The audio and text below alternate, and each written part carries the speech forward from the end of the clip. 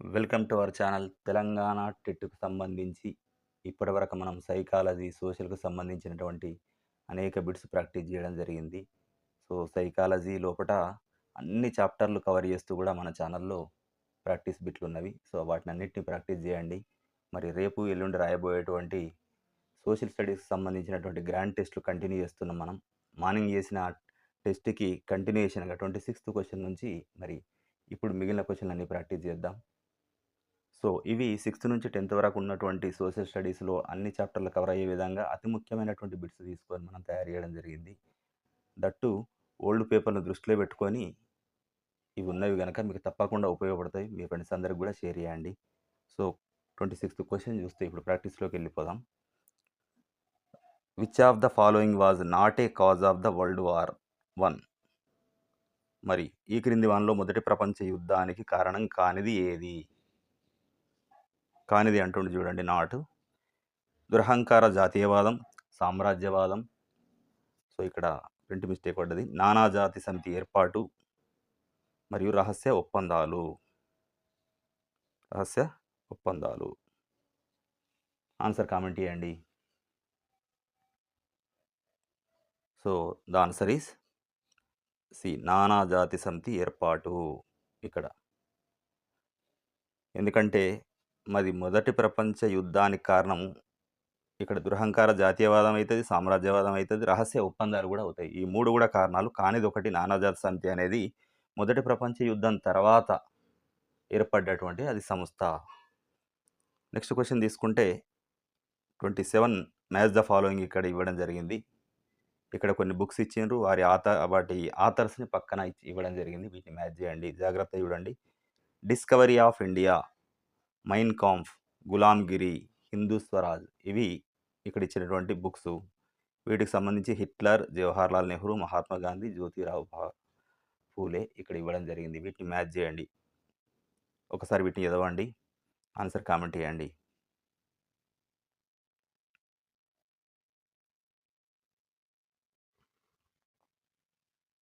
So, the answer is A. A is the right answer. A is the right answer. So, ఇక్కడ తీసుకుంటే 'discovery of India' ఎవరు రాసిర్రు మరి?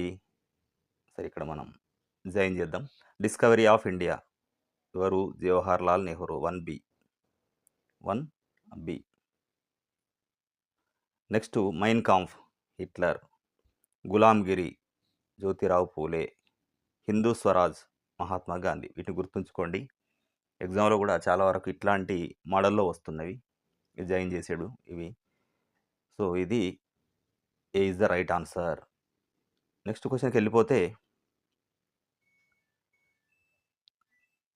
The enabling act of 1933 passed in Germany gave all powers to. 1933 లోపట Germany లోపట ఆమోదించబడినటువంటి enabling act ద్వారా మరి ఎవరికి సర్వాధికారాలు లభించాయి? ఎవరికి సర్వాధికారాలు ఇచ్చింది ఈ యాక్ట్? పార్లమెంటుకు, అడాల్ఫ్ హిట్లర్‌కు, రాజుకు, ప్రజలకు? ఆన్సర్ కామెంట్ చేయండి. So, the answer is B. Adolf Hitler. ఎందుకు ఇక్కడ మనం ఆన్సర్ హిట్లర్ అంటున్నాము? ఇక్కడ B is the right answer. అంటే జర్మనీ లోపట 1930 లోపట ఎనేబులింగ్ యాక్ట్ అనేది తీసుకురావడం జరిగింది. ఈ చట్టం ద్వారా హిట్లర్‌కు ఎట్లాంటి అధికారాలు లభించినాయంటే పార్లమెంటును కూడా పక్కన పెట్టేసి నిరంకుశంగా పరిపాలించేటువంటి అధికారాలు ఈయనకు రావడం జరిగింది. సో, దీని తర్వాతనే నియంతగా మారిపోయి రెండో ప్రపంచ యుద్ధానికి కారణమైపోయిండు. మరి క్వెషన్ నెంబర్ 29 తీసుకుంటే ఇక్కడ ఒక అజర్షన్ అండ్ రీజన్ ఇవ్వడం జరిగింది. జాగ్రత్తగా చూడండి. సో, ఇది ఇక్కడ కొంచెం టైం ఎక్కువ తీసుకుంటది మనకి ఎగ్జామ్‌లో కూడా వీటిని. The great depression 1929 started in the USA. ఆర్థిక మాంద్యం 1929 అమెరికాలో ప్రారంభమైంది. ఇది assertion. Reason the stock market crashed in New York. న్యూయార్క్‌లో స్టాక్ మార్కెట్ అనేది కుప్పకూలిపోయింది. మరి ఇక్కడ ఆప్షన్స్ జాగ్రత్తగా చూడండి. ఏబిసిడి చూసి ఆన్సర్ కామెంట్ చేయండి.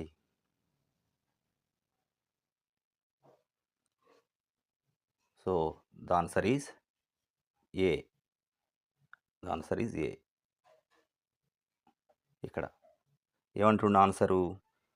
AB both.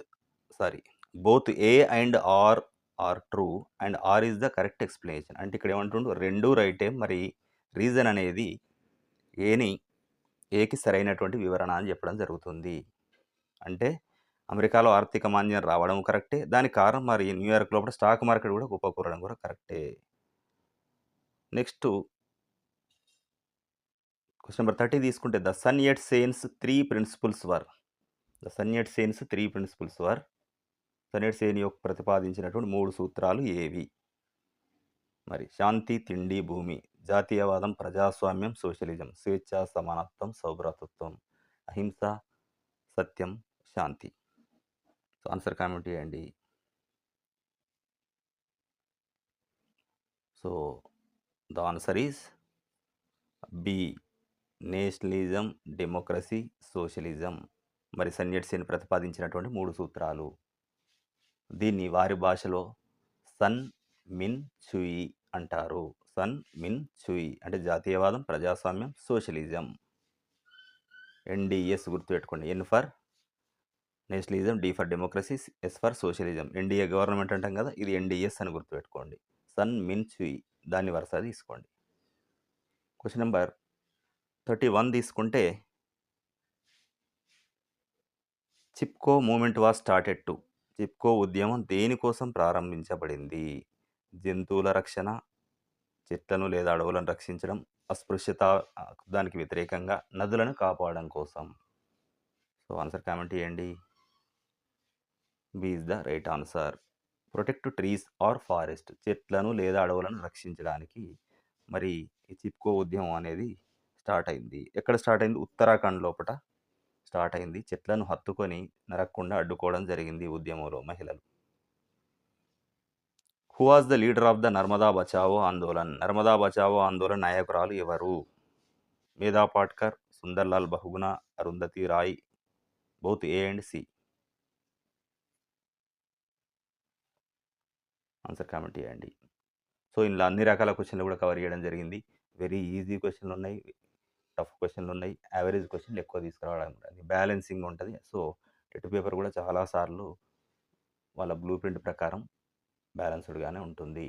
సో మనకు హార్డ్ బిట్లు, టఫ్ బిట్లు కనబడంగానే మనం కొద్దిగా కన్ఫ్యూజ్ కాకుండా మరి అంటే టెన్షన్ పడకుండా రిలాక్స్గా పేపర్ను అన్ని క్వశ్చన్లు చూసే విధంగా ప్రయత్నం చేయండి. రేపు క్వశ్చన్లు అన్నీ చూడడం అనేది ప్రధానం. ఏదైనా కొంచెం టైం తీసుకుంటుంది. ఇంతకుముందు అజర్షన్, రీజన్ ఇదేమన్నా కొంచెం అట్లాంటి జతపరచులు ఇట్లాంటి లేట్ అవుతుంది అని అనుకున్నప్పుడు వాటిని పక్కన పెట్టి మళ్ళీ రివ్యూ కొరకు వాటిని పెట్టేసి ముందుకు వెళ్ళిపోండి. ఆన్లైన్ ఎగ్జామ్లో మళ్ళీ ఆ రివ్యూ ఉన్నటువంటి మనకు కనబడతాయి. మళ్ళీ వెనక్కి వచ్చి వాటిని ఆన్సర్ చేసుకోండి. So the answer is both A and C. Both A and C. ఇక్కడ మరి ఏం జరిగింది? నర్మదా నది మీద పెద్ద పెద్ద ఆనకట్టలు కట్టడం వల్ల చాలామందికి నష్టం జరుగుతుంది అనేటువంటి ఉద్దేశంతో దానికి వ్యతిరేకంగా మేధా పాట్కర్ మరియు అరుంధతి రాయ్, మేధా పాట్కర్ మరియు అరుంధతి రాయ్ కూడా దీని మీద పోరాడడం జరిగింది. క్వశ్చన్ నెంబర్ 33 తీసుకుంటే గ్లోబల్ వార్మింగ్ గురించి సరికాని ప్రకటనను గుర్తించండి అంటున్నాడు. Identify the incorrect statement regarding the global warming. So లెంతీగా ఉంటున్నాయి క్వశ్చన్లు. ఇది హరిత గృహ వాయువుల వల్ల కలుగుతుంది. సరికానిది అన్నాడు, ఇన్కరెక్ట్. సో ఇది సరే. దీనివల్ల సముద్ర మట్టాలు పెరుగుతాయి. సరే మీరు ఆలోచించండి, ఆన్సర్ కామెంట్ చేయండి. మీథేన్ హరిత గృహ వాయువు కాదు. ఇది తీవ్రమైన వాతావరణ మార్పులకు కారణం అవుతుంది. సో ఇక్కడ ఏమంటుండు, గ్లోబల్ వార్మింగ్ అనేది భూతాపం గురించి సరికాని ప్రకటన అంటుండి. సో ఇక్కడ answer is C. C is the right answer. Methane అనేది హరిత గృహ వాయువు కాదు అనడం తప్పు. Methane is a greenhouse gas అది. సో కార్బన్ డైఆక్సైడ్ లాగే మీథేన్ కూడా మరి భూమి ఉష్ణోగ్రతను, భూతాపాన్ని పెంచేటువంటి వాయువు. అందుకని ఇది సరికాదు. క్వశ్చన్ నెంబర్ 34 తీసుకుంటే if you are travelling from Hyderabad to Delhi, which of these physical features will you cross. మీరు హైదరాబాద్ నుంచి ఢిల్లీకి వెళ్తుంటే మరి ఈ క్రింది భౌగోళిక స్వరూపాన్ని దాటుతారు అంటుంది ఇక్కడ. సో ఇక్కడ మ్యాప్‌ని ఒకసారి గుర్తుకు తెచ్చుకోండి. సో, ఇండియా ఫిజికల్ మ్యాప్‌లు, తెలంగాణ మ్యాపు, డిస్ట్రిక్ట్స్, స్టేట్‌కి సంబంధించినవి గూడా తప్పకుండా ఎగ్జామ్ ముందు చూసుకొని వెళ్ళాలి. ఏమంటుండు ఇక్కడ హైదరాబాద్ నుంచి ఢిల్లీకి వెళ్తుంటే ఏది దాటి వెళ్తాం? తారెడారి, వింధ్యా పర్వతాలు, పశ్చిమ కనుమలు, నీలగిరి కొండలు. సో, ఆన్సర్ కామెంట్ చేయండి. So, the answer is B. Vindhya Satpura పర్వతాలు. వింధ్యా మౌంటైన్స్. అంటే ఉత్తర భారత్‌కు వెళ్ళేటప్పుడు మధ్యలో వింధ్యా మరియు సాత్పురా పర్వతాల శ్రేణులను దాటాల్సి ఉంటుంది అని చెప్తుండు ఇక్కడ. సో, అంటే మధ్యలో ఉంటాయన్నట్టు ఇక్కడ అర్థం. సో, నెక్స్ట్ క్వెషన్ నంబర్ 35 తీసుకుంటే match the following projects with their reverse. మరి ఇక్కడ కొన్ని ప్రాజెక్టులు ఇవ్వడం జరిగింది. మరి అది ఏ నదుల మీద కట్టబడ్డాయో మ్యాచ్ చేయమంటుండు. నాగార్జున సాగర్, బాక్రానంగల్, హీరాకుడ్, శ్రీరామ్ సాగర్. మరి ఏ నదులు ఇచ్చిండు? సట్లెజ్, కృష్ణా, గోదావరి, మహానది. సో, కింద ఉన్నటువంటి ఆన్సర్లను జాగ్రత్తగా చూడండి. కొంచెం జూమ్ చేద్దాం. 35 ఆన్సర్ కామెంట్ చేయండి. So, the answer is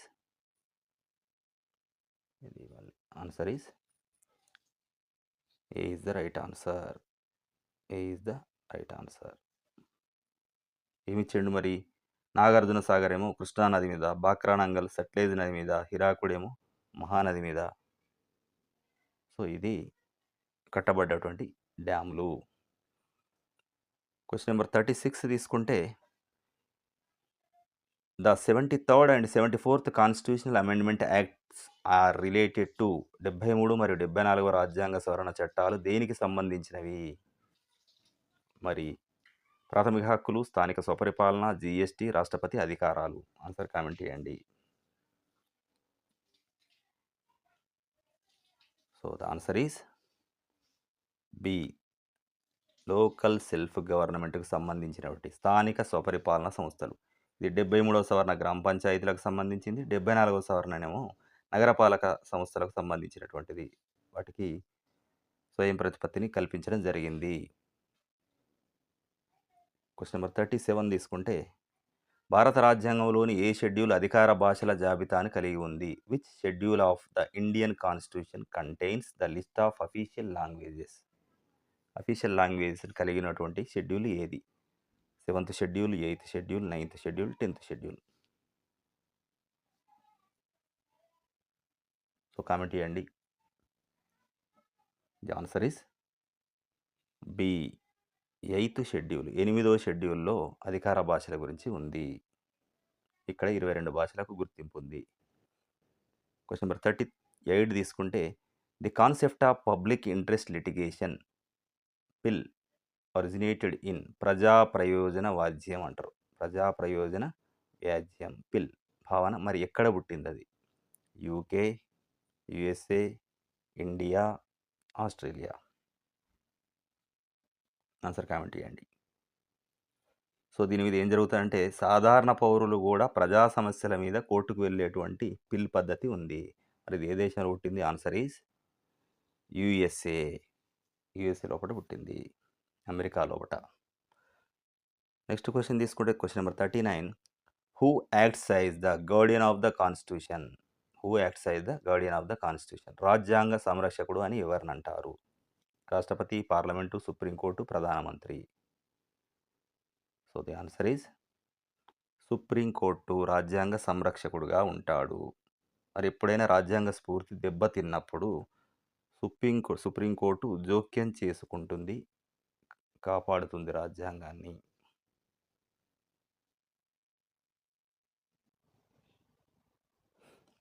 question number 40 తీసుకుంటే anti defection law is associated with which schedule?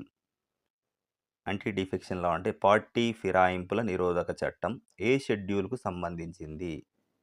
8th, 9th, 10th, 11th. So, answer comment చేయండి. మరి ఈ బిట్స్ ఇంతకుముందు చేసిన మన వీడియోలన్నీ కూడా మీకు ఉపయోగపడ్డాయని మీరు కూడా భావించినట్లయితే మీ మిత్రులందరికీ షేర్ చేయండి. లైక్ చేయడం తప్పకుండా మర్చిపోవద్దు. ఎందుకంటే లైక్ చేయడం వల్ల ఎక్కువ మందికి రీచ్ అవుతుంది.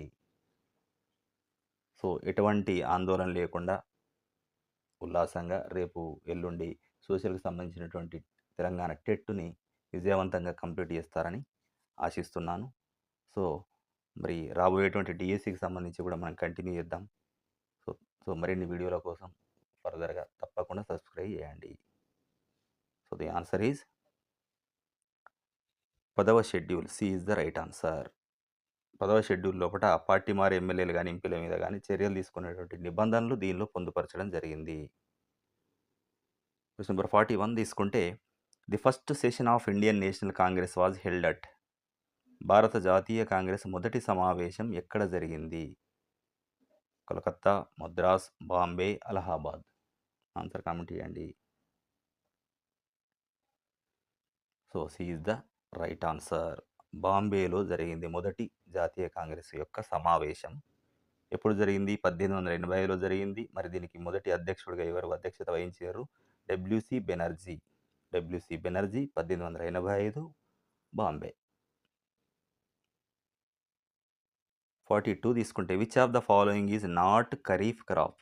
నాట్ అంటుండే ఇక్కడ చూడండి. అంటే మిగతా అన్ని ఖరీఫ్ క్రాపులు ఒకటి మాత్రమే కాదు. కన్‌ఫ్యూజ్ కాకండి. So paddy, maize and wheat.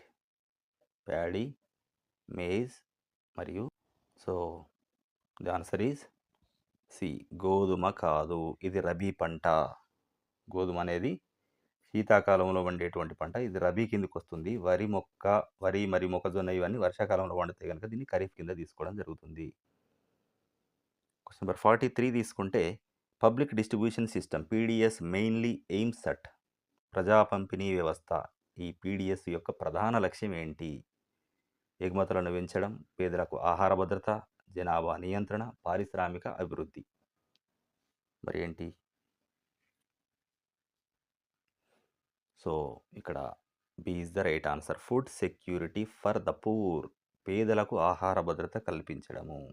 అంటే రేషన్ షాపుల ద్వారా పేదలకు తక్కువ ధరకే ఆహార ధాన్యాలను అందించేటువంటి సిస్టమే ఈ పీడిఎస్ యొక్క ప్రధాన లక్ష్యం. సో మనం ప్రాక్టీస్ చేస్తున్నటువంటి అన్ని ప్రాక్టీస్ బిట్లకు సంబంధించినటువంటి పీడిఎఫ్లు మరి ఫ్రీగా మన వాట్సాప్ గ్రూప్లో ఉంచబడతాయి కనుక తప్పకుండా మీరు వాట్సాప్ గ్రూప్లో జాయిన్ కండి.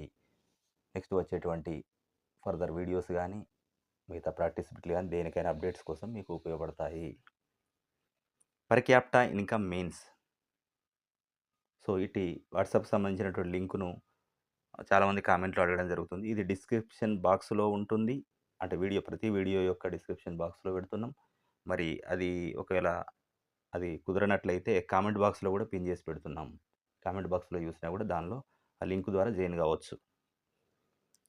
తలసరి ఆదాయం అనగా ఒక వ్యక్తి మొత్తం ఆదాయం, దేశ సగటు ఆదాయం, వ్యవసాయ ఆదాయం, దేశం మొత్తం సంపద.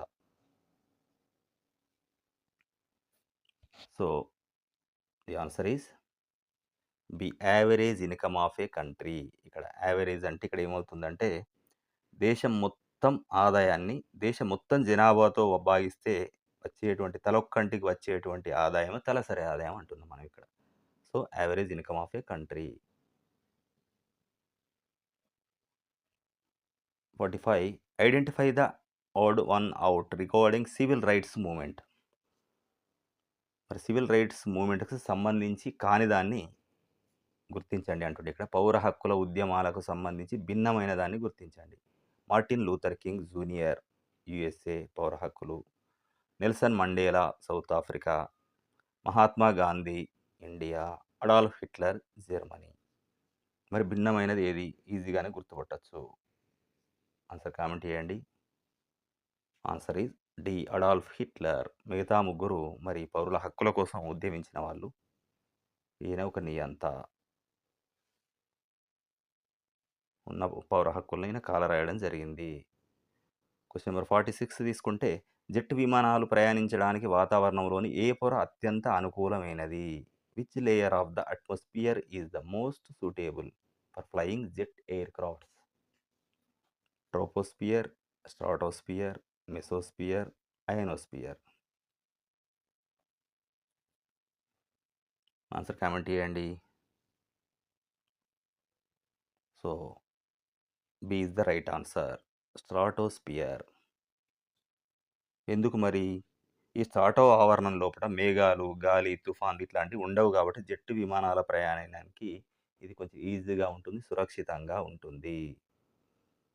క్వెషన్ నంబర్ 47 తీసుకుంటే the Simon commission was boycotted by Indians because. మరి భారతీయులు సైమన్ కమిషన్‌ను ఎందుకు బహిష్కరించారు? అది స్వాతంత్రానికి వ్యతిరేకంగా ఉంది. అందులో భారతీయులు ఎవరు సభ్యులుగా లేరు. దాన్ని బ్రిటిష్ అధికారి నాయకత్వం వహించాడు. అది నిజాంకు మద్దతిచ్చింది. సో, ఆన్సర్ కామెంట్ చేయండి. Answer is B. B is the right answer. There was no Indian member in it. అందులో భారతీయులెవరూ గూడా సభ్యులుగా లేరు. ఇది ఎందుకొరకు ఏసిర్రు మరి? ఇట్లా గూడా అడుగుతాడు. భారత రాజ్యాంగ సంస్కరణల కోసం వేసినటువంటి కమిటీ ఇది. ఒక్క భారతీయుడుగా లేకపోవడంతో. మరి అప్పుడు ఇచ్చినటువంటి నినాదం ఏంది? Simon go back. Simon go back. Which soil is best suited for growing cotton. పత్తి పంట పండించడానికి ఏ నేలలు అత్యంత అనుకూలమైనవి? ఎర్ర నేలలు, నల్లరేగడి నేలలు, ఒండ్రు నేలలు, లాటరైట్ నేలలు. The answer is B. Black soil is suitable for growing cotton. నల్లరేగడి నేలలు నీటిని నిల్వయించుకునేటువంటి శక్తి ఎక్కువ. ఇది పత్తికి మేలు చేస్తుంది. మరి 49 తీసుకుంటే సూయజ్ కెనాల్ కనెక్ట్స్. సూయజ్ కాలువ వేటిని కలుపుతుంది మరి? Atlantic and Pacific oceans, Mediterranean see and red Sea. మ్యాప్ను దృష్టిలో పెట్టుకోండి. సో, నేను ఇంతకుముందు చెప్పినట్లే world map, Telangana map, India map వీటిని తప్పకుండా చూడండి. ఆ మ్యాప్‌కు రిలేటెడ్ క్వెషన్స్ రావడం జరుగుతుంది. ఇలాంటి క్వెషన్‌లు. సో, ఇక్కడ బిట్‌ను గుర్తుపెట్టుకోవడం కంటే మ్యాప్‌ని చూడడం వల్ల ఏ రకంగా అడిగినా కూడా మనం ఆన్సర్ చేయగలుగుతాం. ఇక్కడ నెక్స్ట్ థర్డ్ సీ ఇదేంది? Indian ocean and south China sea. Next Caspian sea and black sea. So, ఒకసారి బాగా అబ్జర్వ్ చేసి ఆన్సర్ చేయండి.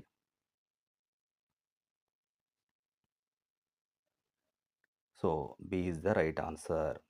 ఇది Mediterranean see and red sea మధ్య ఉంది. మధ్యధరా సముద్రం మరియు ఎర్ర సముద్రం. దీనివల్ల ఏం జరిగింది మరి అంటే ఇది ఆసియా, ఐరోపా దేశాల మధ్యల ప్రయాణ దూరాన్ని తగ్గించింది. ఇది మరి మానవ నిర్మిత కాలువ ఇది. మనం తవ్వినటువంటి కాలువ. క్వెషన్ నంబర్ 50 లాస్ట్ క్వెషన్ తీసుకుంటే who presided over the joint sitting of the 2 houses of parliament. మరి పార్లమెంట్ యొక్క ఉభయ సభల సంయుక్త సమావేశానికి ఎవరు అధ్యక్షత వహిస్తారు? రాష్ట్రపతి, ఉపరాష్ట్రపతి, లోక్సభ స్పీకర్, ప్రధానమంత్రి. ఆన్సర్ కామెంట్ చేయండి. So, the answer is C. Speaker of Lok Sabha. Lok Sabha speaker parliament ఉభయ సభల సంయుక్త సమావేశానికి జాయింట్ సిట్టింగ్ కమిటీ ఉంటుంది అది దానికి అధ్యక్షత వహించడం జరుగుతుంది. ఇక్కడ ఏంది ఒక డిఫరెన్స్ అంటే ఈ ఉభయ సభల సంయుక్త సమావేశానికి ఎవరు పిలుస్తారు అంటే రాష్ట్రపతి ఏర్పాటు చేయడం జరుగుతుంది. కానీ అంటే సమన్స్ ఇవ్వడం జరుగుతుంది. కానీ అధ్యక్షత వహించేది మాత్రం లోక్సభ స్పీకరే. ఇది డిఫరెన్స్. మరి ఎవరు పిలుస్తారు ఉభయ సభల సమక్ష సమాన్ని ఎవరు పిలుస్తారో లేకపోతే ఎవరు సమావేశం జరుపుతారో దీనికి సంబంధించి అని అనుకుంటే రాష్ట్రపతి ఏమో పిలవడం జరుగుతుంది. అధ్యక్షత మాత్రం స్పీకర్ వహించడం జరుగుతుంది. ఇది మన 25 క్వెషన్లు అంటే మార్నింగ్ సెషన్‌లో ఇచ్చినటువంటి 25+25 50 క్వెషన్స్‌కు సంబంధించినటువంటి అప్లికేషన్ మెథడ్ లోపట మరియు ఎగ్జామ్ ఓరియెంటెడ్ ఎగ్జామ్‌లో ఏ విధంగా క్వెషన్‌లు అడుగుతాడనేటువంటి ప్యాటర్న్‌లో కూడా అన్ని రకాల ఆల్ టైప్స్ ఆఫ్ క్వెషన్స్‌ని ఫ్రేమ్ చేసి ఇవ్వడం జరిగింది. సో, ఇది మీకు తప్పకుండా ఉపయోగపడుతది. మీ టెట్ స్కోర్‌ని ఎంతవరకు ఉన్నారు? మీ ప్రిపరేషన్ లెవెల్ ఎంతవరకు ఉన్నదనేది ఖచ్చితంగా అంచనా వేసుకోవడానికి కూడా యూజ్ అవుతుంది. మీకు తప్పకుండా హెల్ప్ అవుతుందని నమ్ముతున్నాము. Thank you.